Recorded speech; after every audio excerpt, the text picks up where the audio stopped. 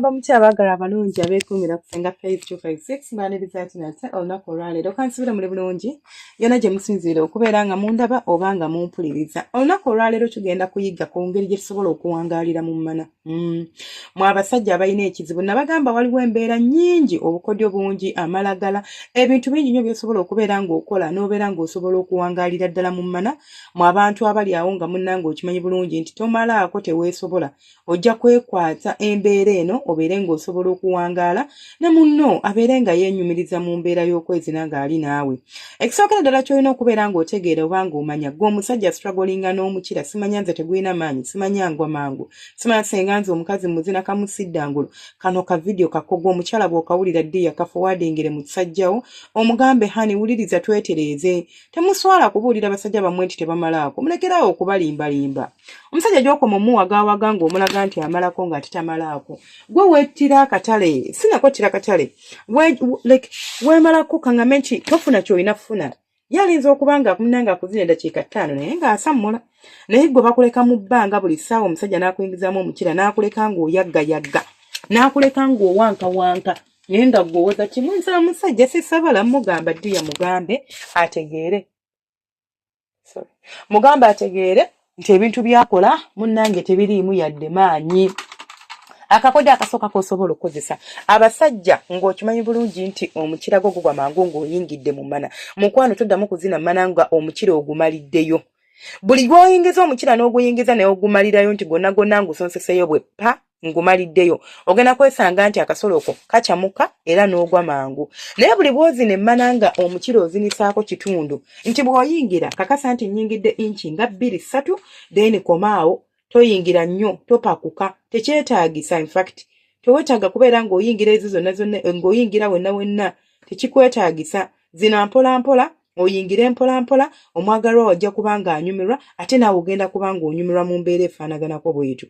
Bw'onaabeera nga just gw'olowooza nti ogenda kubeera ng'otambulirawo just bw'otyo ng'emmano ogiyingizaayo omukira n'ogusonsekayo, tokiddangamu kasita otegeera nti nze John waabwe ingwa mangu.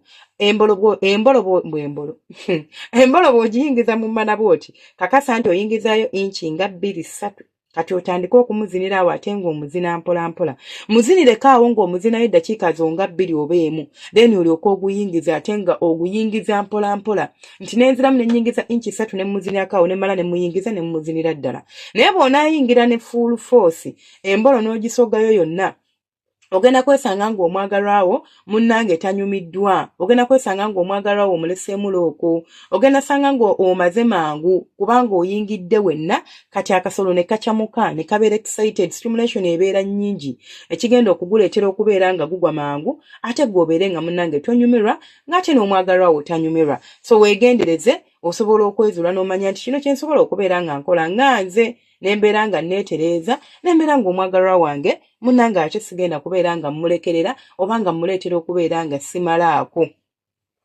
Ekirala ky'olina okubeera ng'omanya oba ng'okola ng'omusajja yenna ng'okimanyi nti munnange nze senga ingwa mangu kasita nnyingiza omukira gwange bweppa mu mmana y'omukazi soboladde okuwangaaliramu eddakiika eziwera ng'akasolo kagwa kakati ogenda kunnyambako ku weight yo. Weight bwe buzito. Abantu abasinga emba muzina emmana kaŋŋambe nti wemba nga oli waggulu ng'omukyala ali wansi ng'oli kuzina mmana, ogenda kwesanga nti omukyala omuteekako nnyo obuzito. Obwo obuzito bw'oteeka ku mukyala tetubwetaaga.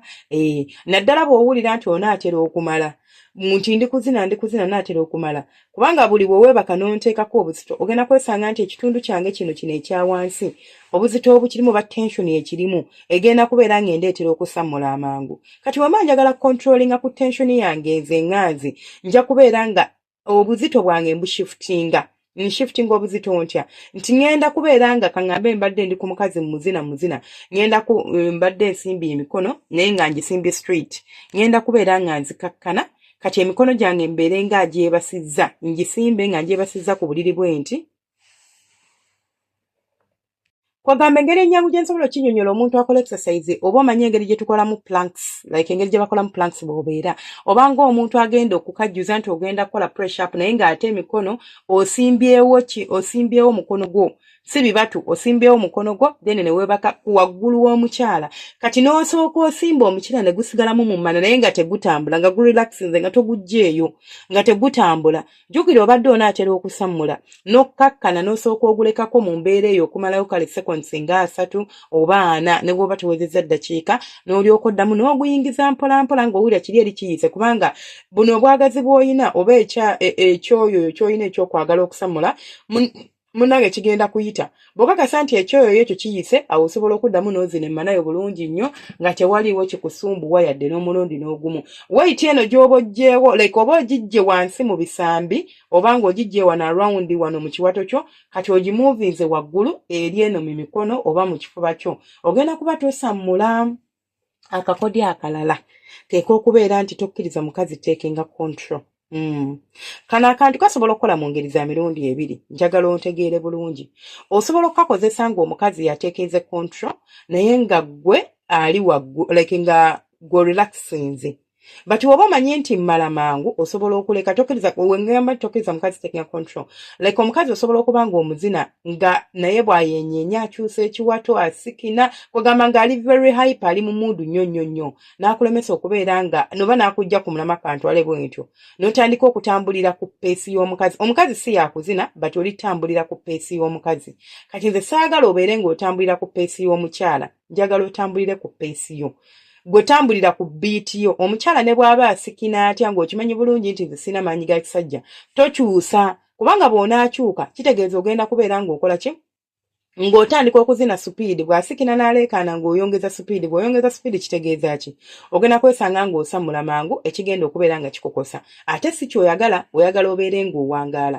kati tokyamuka ntya nti omukazi akyamuse nange kankyamuke omukazi aleekaanye nange kangatteko gwe tambulira ku peesi yo bw'oba obadde nga akaseera ako obadde oli kuzina mpolampola olw'okuba toyagala kusammula tambulira awo tokyuka bw'oba nga akaseera ako obadde otwala supiidi bw'aba akusaze ng'obadde oyagala kusammula tosala bw'asala omuliro n'agamba nti kati takyaleekaana togamba nti ate kanzikirire ku peesi ye like kakasa nti tova ku peesi yo kw'otambulira kigenda kuyamba okubeera ng'okola ki munnange ng'owangaalirako mu mmana obwo obukodyo obusatu bw'osobola okusigaza nze nsigadde nze Senga Face 256 temwerabira kusubscribinga kulikinga n'okumentinga nsaba Mukama abanjagalire abankuumire mubeere bulungi temujjanga okwo temwerabira bantu bange kyemulina okubeera nga mutegeera oba nga mumanya bw'oba ng'okimanyi nti nno oyagala okubeera ng'ondabako ku live stream mbeerako olunaku olw'emmande paka mmande ekiro ssaawa ziba 3 oba 2 ez'Uganda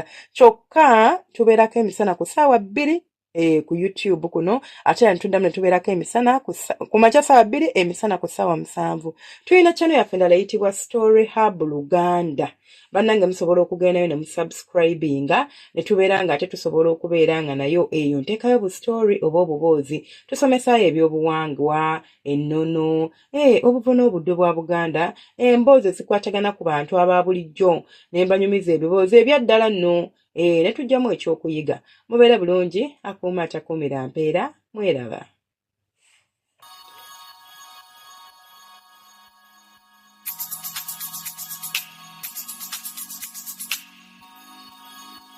Yeah.